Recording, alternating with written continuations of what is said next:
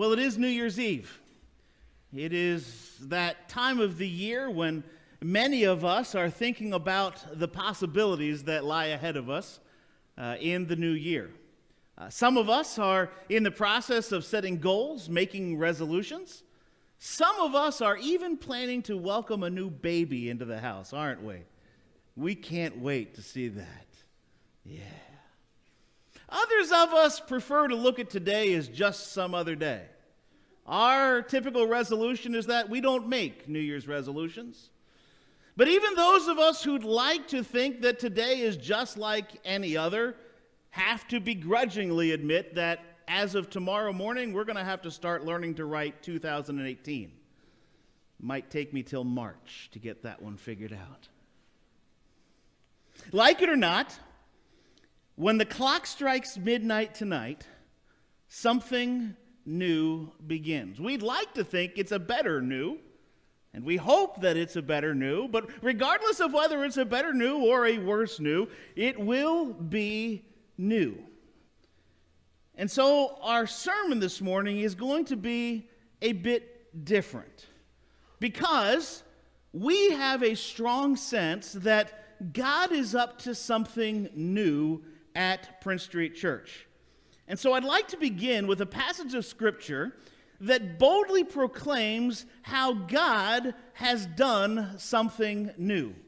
In the book of Galatians, chapter 4, we find the following text. Galatians chapter 4, verses 4 to 7. But when the right time came, God sent his Son, born of a woman, subject to the law. God sent him to buy freedom for us who were slaves to the law, so that he could adopt us as his very own children. And because we are his children, God has sent the Spirit of his Son into our hearts, prompting us to call out, Abba, Father.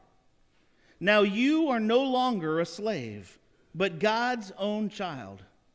And since you are his child, God has made you his heir. Now, there's an awful lot that we could talk about in that passage. But I'd like to key in on the last statement because it proclaims something absolutely wonderful that too often we are prone to forget. Here's that last line again. Now you are no longer a slave, but God's own child. And since you are his child, God has made you his heir.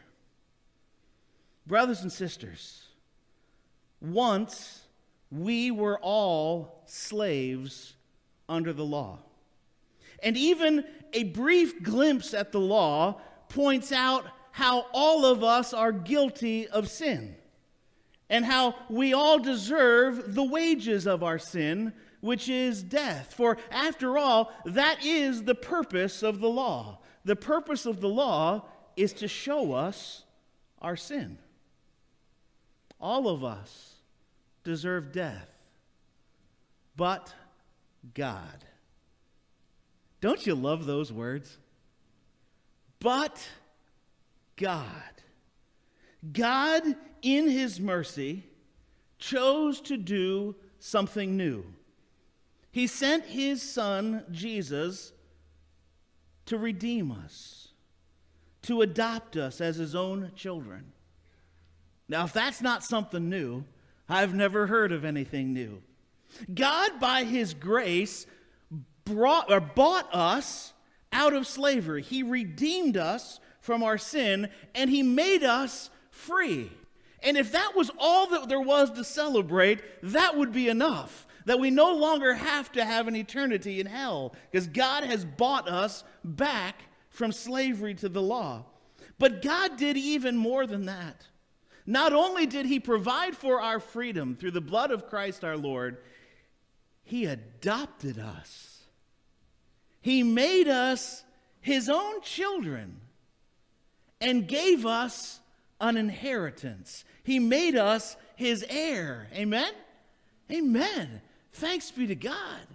This is great, great news. It means that all of those days of trying to measure up to some standard.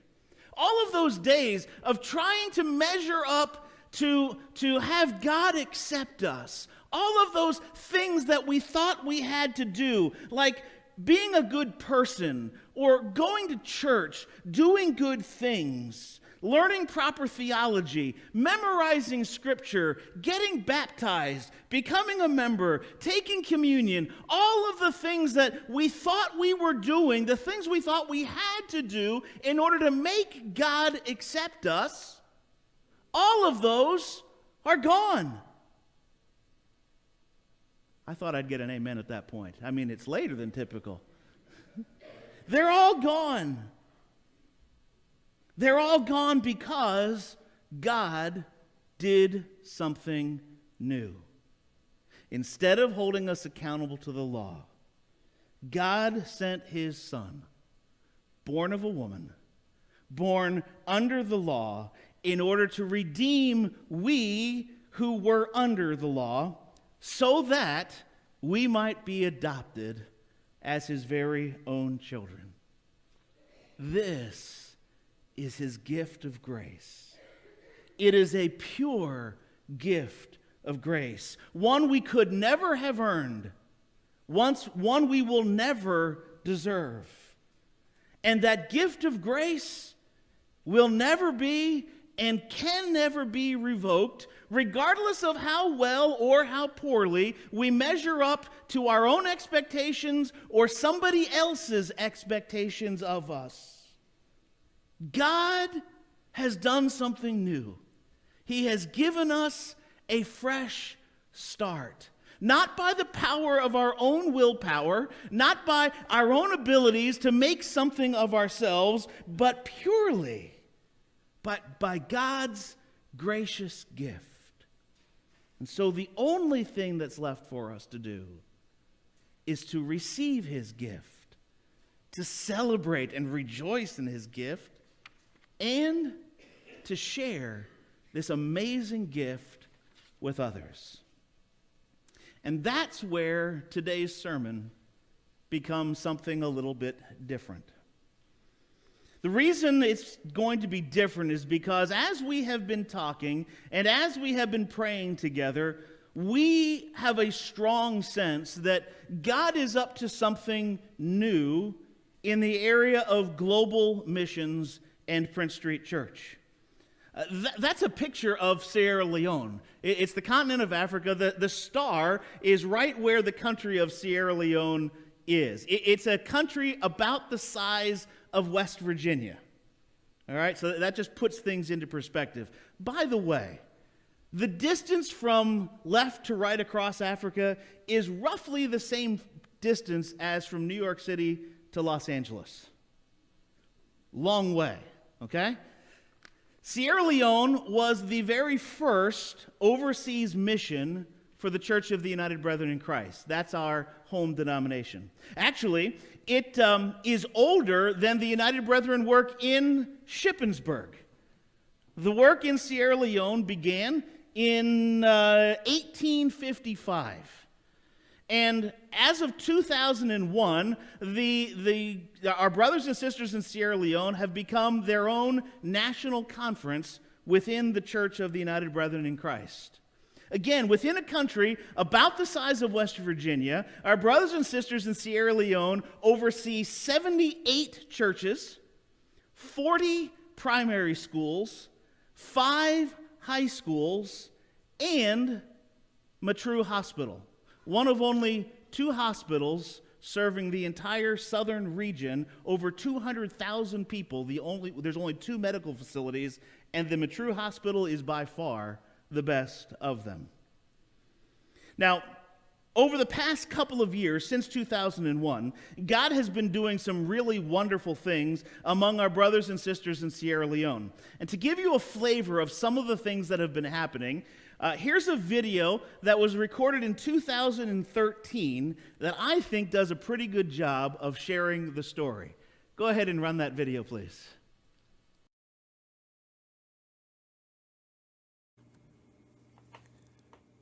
How far would you travel if you needed medical help?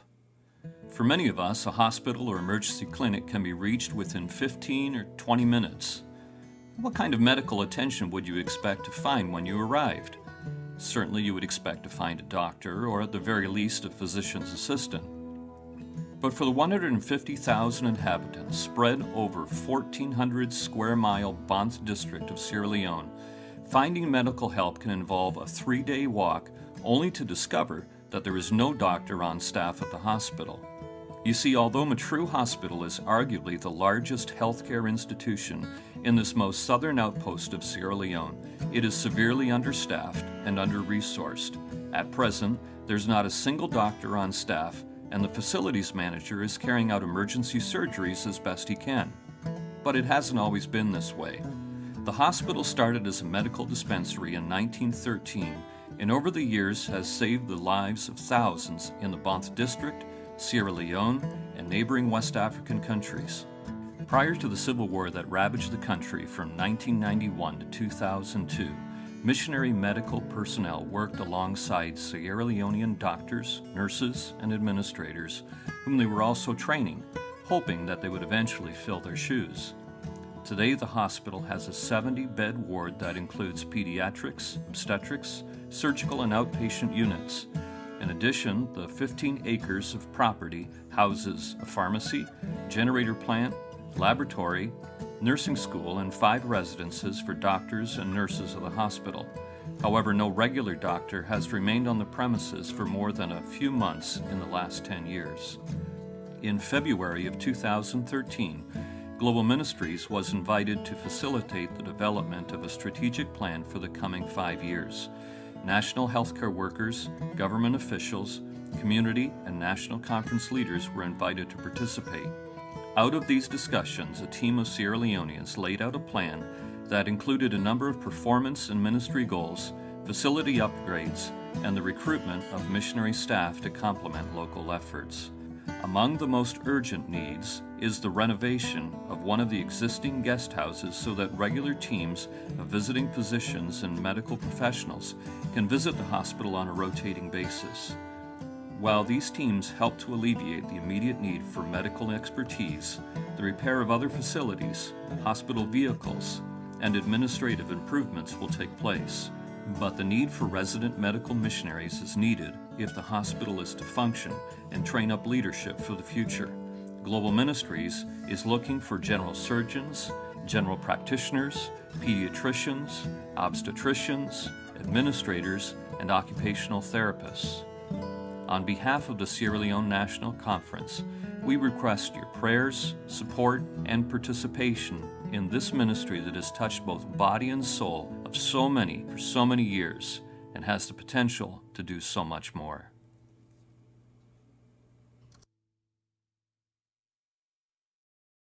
I told you the video was recorded in 2013, and there's been great improvement since then. We don't have time this morning to cover all of the advances that have taken place in Mattru since 2013, but we'd like to share the most recent and the most relevant development. Very recently, a solar electric array and a water filtration and packaging facility has been installed at Mattru Hospital. That means that now, for the first time in the history of the hospital, when a surgery needs to take place, the doctor doesn't have to first go get gas to fire up the generator. They've got solar power. They've got solar electric, and now they have the very first X-ray machine that's ever been in this hospital. And you can imagine how pure water and the ability to carry it, you can imagine how that just changes everything. Before about a month ago, you had to ship that in from 8 hours away in order to get that into Mattru. Those are the two newest things that have taken place.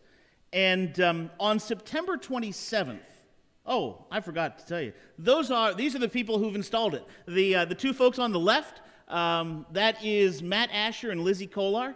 They are American engineers connected with us that have gone to Sierra Leone and gotten the the solar electric array and the water filtration and packaging system running. They are coming to the end of their term there. They'll be leaving. And so the question becomes, how do we continue to manage these new resources? The gentleman on the, what is it, your left?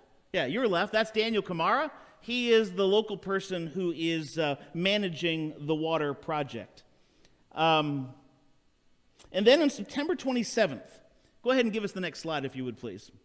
This advertisement or this post appeared on the United Brethren information blog known as UB Central. Let me read it for you. UB Global has been working in partnership with the Sierra Leone National Conference to install a solar and water filtration packaging project at the Mattru Hospital that will be completed by March 2018. Both projects have technical operations and income-generating components that will require specialized training to manage and operate in the future. UB Global is looking for a person with business operation background to oversee and train local workers to manage these two business ventures. This person will work closely with the existing business manager and personnel in establishing procedures and protocols and ensuring that they will function satisfactorily after his or her departure. The assignment will last for 6 to 12 months and could start as early as spring of 2018. Now, the required qualifications is that the person is a committed Christian business operations background, and the advantageous qualifications that the person would have technical and mechanical background and prior cross-cultural experience in a majority world country. Now, when that post appeared in September 27th, Dod Kiama was part of our Deeper Journey Fast Trek. And I was able to get to know him over the course of that experience. We were training him to be a spiritual mentor for those who are looking to grow in their relationship with Christ. And as soon as I saw this post, I knew that I needed to have a conversation with Dod. I had this strong sense that God had something new in mind for Dod and for Prince Street Church. And so I've invited him to come and be part of sharing the story with you so that you get to know him a little bit and so that you can be praying for us as we see what God has in store for us. So Dod, let me first, and please don't use your West Virginia accent, okay? Kentucky. There you go, Kentucky accent, that's right. Dod, would you tell us a little bit about where you were born and raised? I was born in Kenya. And you're going to need that microphone up close. There you go. Thanks. I was born in Kenya and raised in Kenya and grew up in, then I moved to a different city where I went for my education and in a place known as Mombasa where I made my home, and that's where I lived. Mm-hmm. All right. And tell us about how you came to faith in Christ. I was born in a Christian family. My mother was a strong believer. She actually, she died a deacon. That is how much she held her faith. And I happen to have had two ladies that had a big influence in my life. That was my wife, my late wife, who had a great commitment and a strong Christian, and my mother, and they surely held my feet to the fire. Okay. How did you get to Prince Street Church? Because Mombasa is a long way from Shippensburg.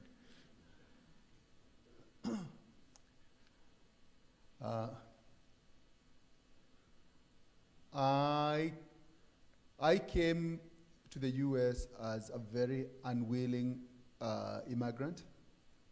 My wife wanted to bring the family here, but 3 weeks before we were able to migrate, and we had everything ready, She was diagnosed with leukemia, and she passed on. So my idea was, I had a business that was doing well. I was developing a software, and I did not want to leave my business immediately, and I had told them, proceed, and I'll come later. But when she passed on, 2 weeks after the burial, I decided to close the office and bring my kids over.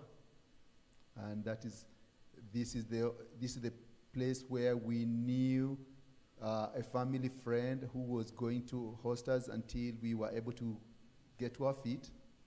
And that's how I landed in your beautiful city. And tell us a little bit about your educational background and your business background, your work background. In my secondary school, I went to an equivalent of a VOTEC, where we did a mechanical, electrical, and civil engineering. And then after that, I got a job as a welder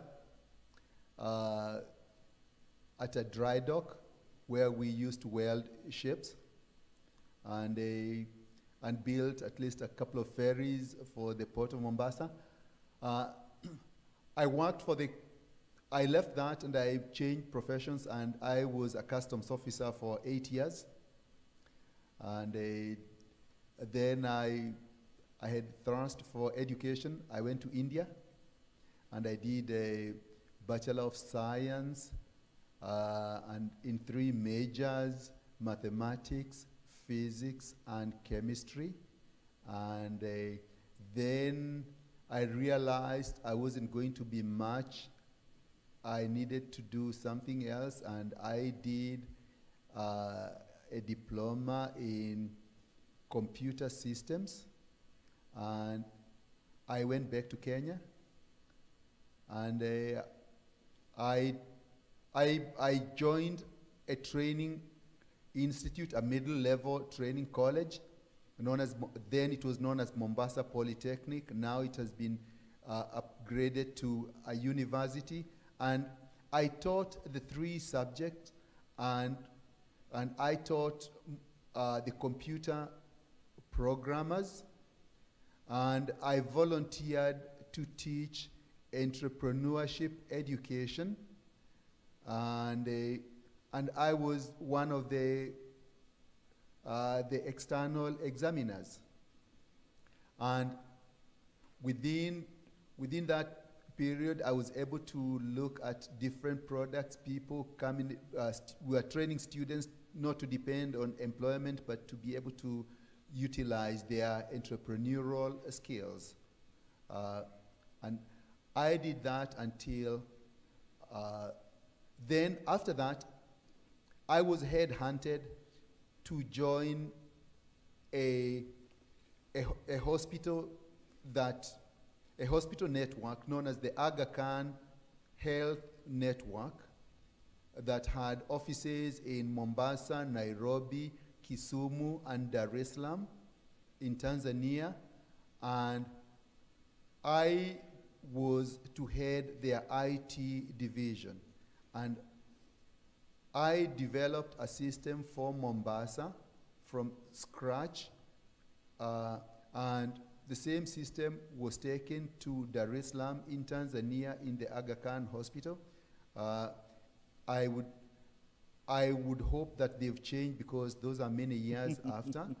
And now when I came to the United States, I did not immediately get into IT. I worked on the assembly line in a company known as JLG, nothing to do with IT. It was all Braun. And so I did that for around 2 years. And then I joined Bystol and that is where I started, at least I had an introduction to IT. And I joined the States, where I'm currently a developer. But in between, I've had the opportunity to do an MBA, and over time, I have done a master's in information technology and a master's in project management. And so. Is that all?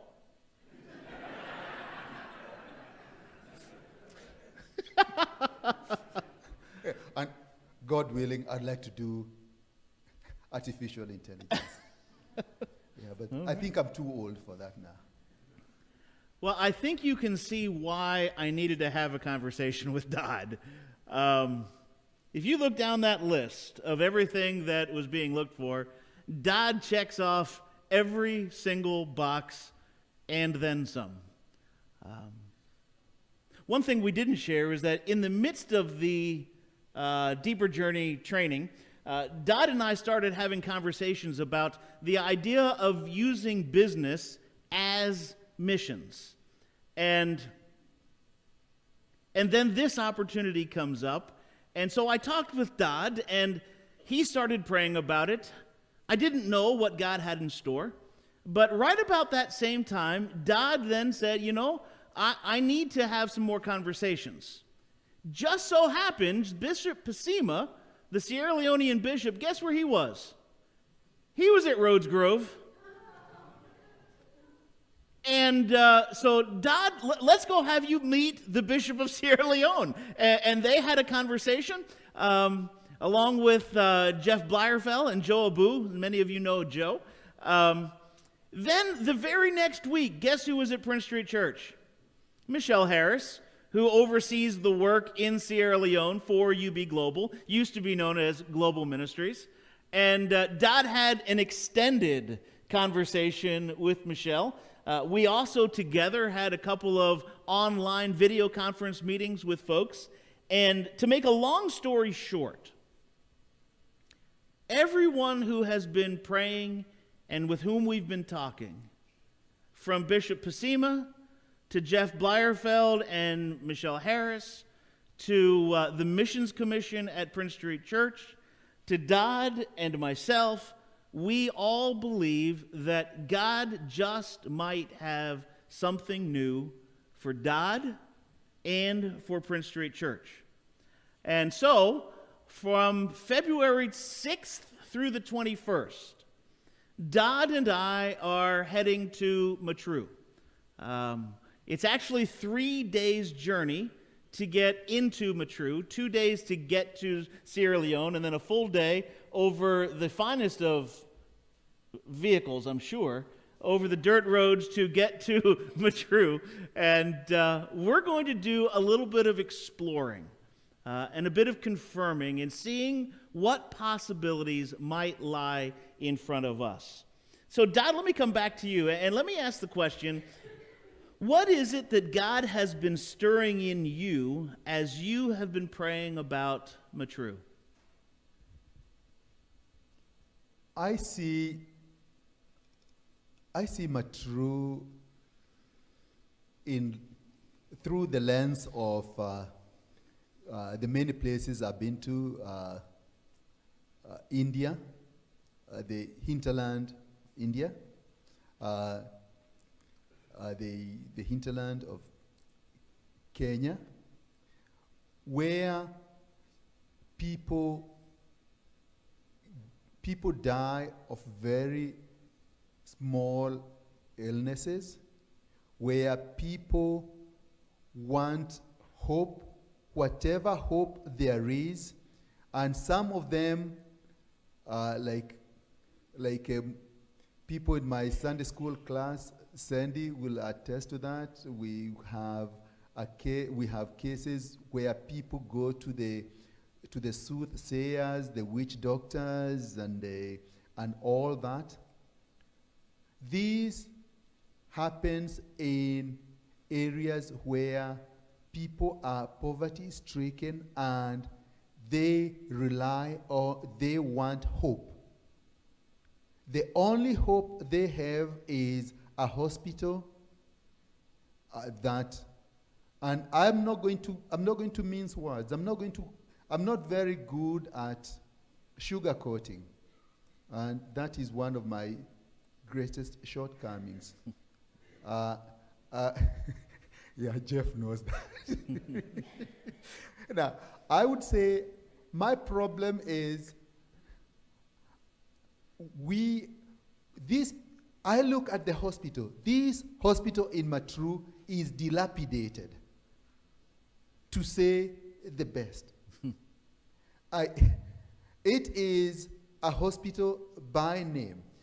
I have talked with Pastor Jim. We have talked about this hospital many times, and one thing came to mind.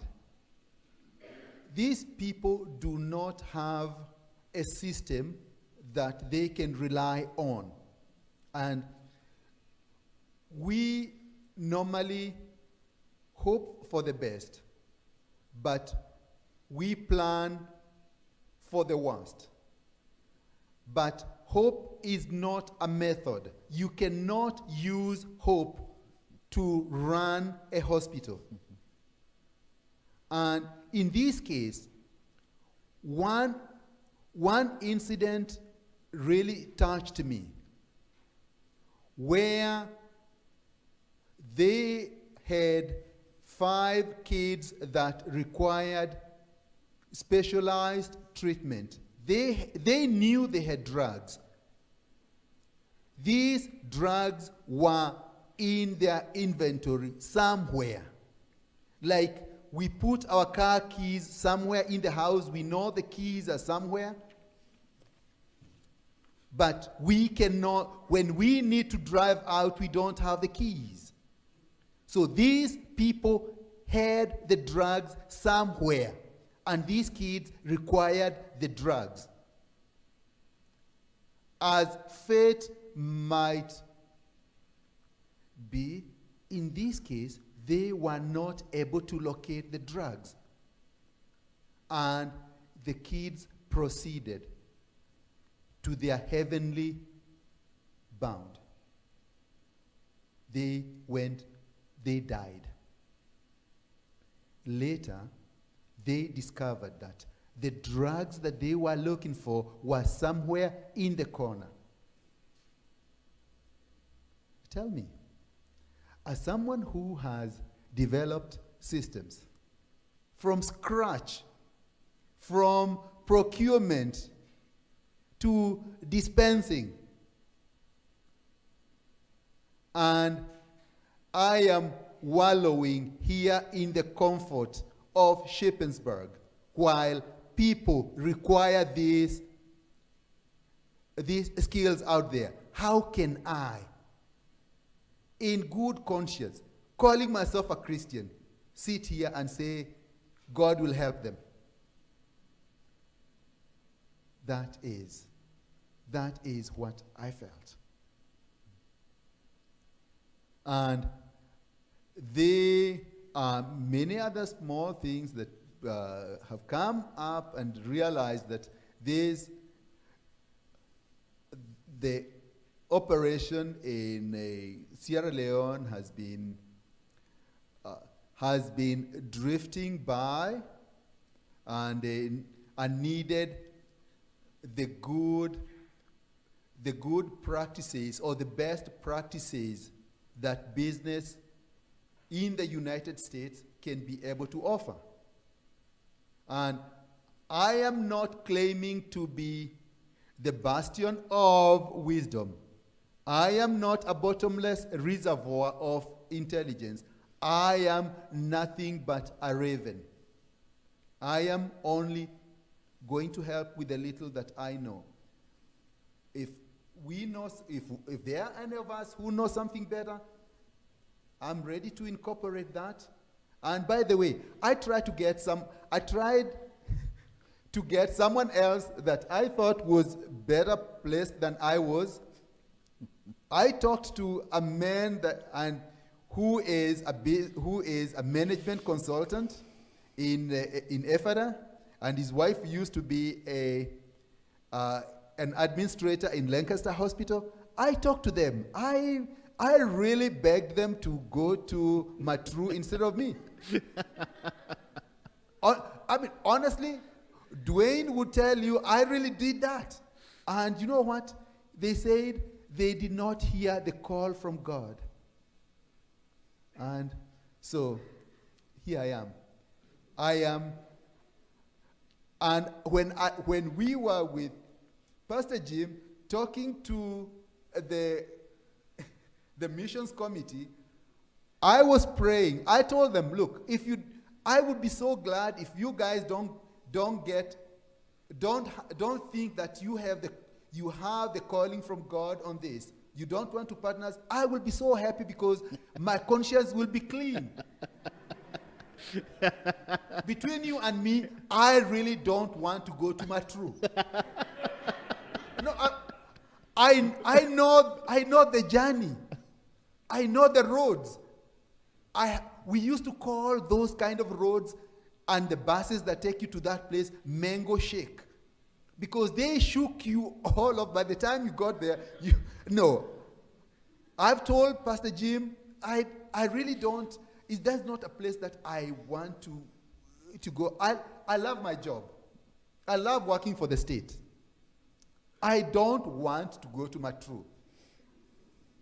So here I am. Do I have a choice? By the way, Dod has a great many skills. Travel sales is not among them. So, Dod, we're going to be in Mattru for a little more than a week by the time we do all the traveling back and forth. In the course of this trip, what is it that you are hoping to accomplish? Number one, for a man with a hammer, everything is a nail. I look at that place and first I see systems. I am developing a system for them that they can at least be able to do one thing: save lives of another group of kids that come into that place. They must be able to secure their inventory. If I'm not able to do anything else in that place, get them at least 2 laptops. The guy who is procuring inventory for that place and the guy who is dispensing drugs, those people should have systems, should have laptops that they will secure with their own lives. Number 2, the systems should be backed up every day, so that I come from Africa. I lived in India. I know some things disappear unless they are nailed down. So these laptops might disappear. I want backed up data on daily basis. So I got to come up with a system where they can back up. Pastor tells me that they have internet systems there. I hope, and this is not a hope, I want to come up with a system where they can back up to the cloud, so that when the computer disappears tomorrow, and I'm hoping it does not happen, that we can be able to have the data available and be able to replace the piece of hardware. And the other thing that, as someone who went to school, I think I'm looking at this Mattru Hospital as having been intended for one thing: to be able to grow the services in that place. And I'm looking at it that we have this solar project that is supposed to supply the hospital with solar power, and is supposed to supply the village, the Mattru village, with power that they are going to pay for. Now, do we have the right processes in place? How are we going to sell this? So, I mean, I'm hoping Pastor Jim is going to help me look at that from that angle. Number two, the water. What is their market penetration? How many people are they? Mattru has 200,000 people. Are they planning to sell the water to the 200,000 people? Are these people able to pay for the water? Do they really need the water? These are part of the questions that I need to ask in that place. I need to get the answers, because if it's going to be an income generating project, we need these answers, and we need numbers. I work best with numbers. We'll need to crunch numbers and be able to know whether it is we are able to make a profit or not. There's no point of us throwing in money day after day, and the project becomes like the black hole of Calcutta, and nothing ever comes up. No. So the other thing is, how low can we go in prices? Those are some of the things that and then the other thing that came up in my mind was that when you are doing water purification, you can also be able you can come up with IV fluids by reverse osmosis for the hospital. The same water purification plant can also be used to give the hospital IV fluids. I spent the entire evening yesterday looking for where any manufacturer of IV fluids in Sierra Leone. I did not see any. And if they can be able to manufacture IV fluids, they can sell IV fluids around that region. Reverse osmosis. So that is the other thing that can be used there. The other thing, and in long-term basis, I look at Mattru Hospital as having a 4-stool solution. The hospital, the solar, the water, and they also have a school.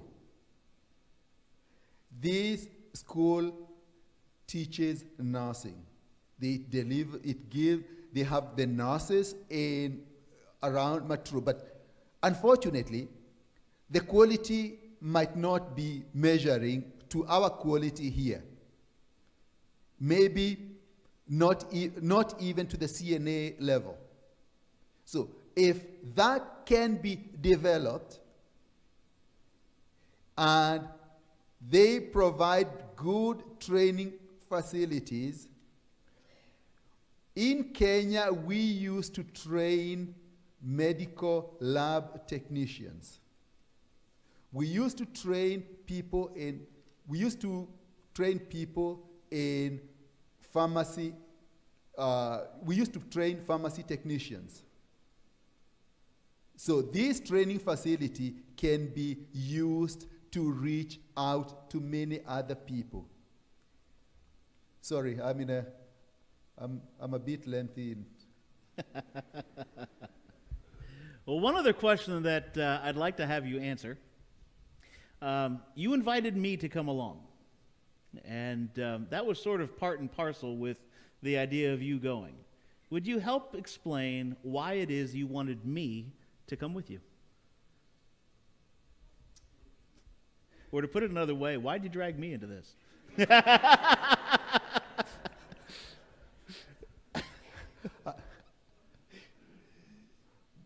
Prince Street.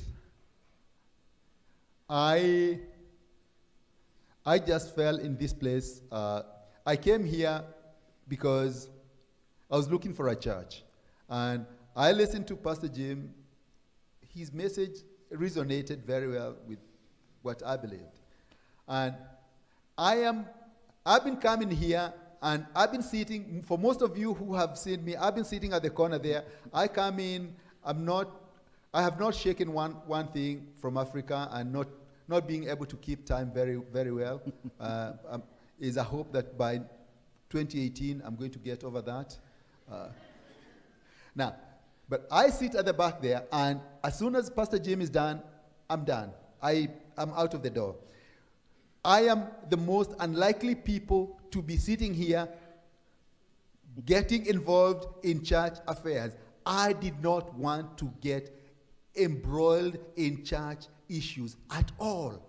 I wanted to be a man who comes, worships, and goes away. My biggest mistake was by trying to talk to Pastor Jim at length and talking to a fellow known as Wayne Hawkins. Wayne Hawkins and his able assistant, Jeremiah Greenland. Those people dragged me to Kentucky, where I got the twang that you can hear. So that got me in trouble, and that is, so I felt like the missions, the way you send us out in missions. When I leave this place, when I go to Sierra Leone, I am not going out there as a lone ranger. No. I am not Jeff. I do not go on the Appalachian Trail alone. I cannot survive there. So I am going as a person that is being sent by you. If you cannot send me, and by extension, your pastor, then I have no business going there. I am going to look at this place through a different lens. I am looking at it from the business lens. Your pastor is going to look at this from the humanitarian lens. Normally, when you see, for most of you who have spent time watching TV, when there is interrogation, there are normally two people. One talks, the other one listens. And you can see who talks a lot. I want Pastor Jim to be able to see whether what I see is what he sees. I cannot make a commitment for the church. And honestly, this is not going to be a one-off thing. It's not a meet and greet thing. It's going to be a commitment. We will have to commit ourselves to going there again and again. And for me to claim to be from Prince Street Church, when the leadership is not there with me, and I am not a very well-trained people person, I think I would be doing a shoddy job. That is why I would want Pastor Jim to come along with me. Okay. Now, obviously, there's an awful lot of questions. And many of those questions we do not yet have the answers for. It's one of the primary reasons we are heading to Mattru, in order to explore some of those things. We just have a strong sense that God is up to something new. Can you feel it? We have the strong sense that God is up to something new, and that this something new includes Mattru Hospital, it includes Dod Kiama, and it includes Prince Street Church. And so we'd like for you to join us in this something new in a variety of ways. The most important thing is, would you pray with us? We are both, to say that we are uneasy about this adventure is putting it as mildly as we can put it. And so we covet your prayers as we prepare for the journey. If God has been stirring your heart, UB Central is a great place to explore more of the story. If you go to ubcentral.org, and this is in your sermon notes on the inside of your program cover, if you go to UB Central, and in the search box, type in Sierra Leone and type in Mattru Hospital.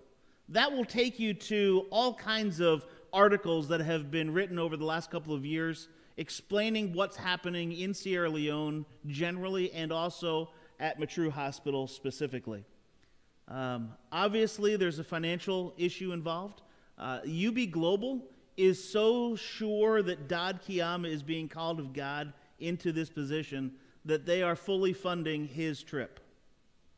The Missions Commission has committed $1,000 to my expenses. Michelle tells us that the total expenses for this particular trip are going to be right about $3,000. And so if you'd like to participate financially, you can feel free to do that as well. And then one last way, and it could be that as you've listened to the story, you have sensed God stirring something special in your heart. Maybe you have some business skills and savvy. Maybe you know something about solar electric arrays and distribution of electricity. Maybe you know something about the packaging of water or other food products and the distribution of those things. Maybe you've never even thought about the idea that your business skills could be used as ministry. Maybe you've never thought of that before. If God is stirring something in your heart in that arena, and maybe it's a technical question that God is stirring in you, we would love to talk with you. We might not have answers, but we'll see what God has in store as He leads us forward in this journey.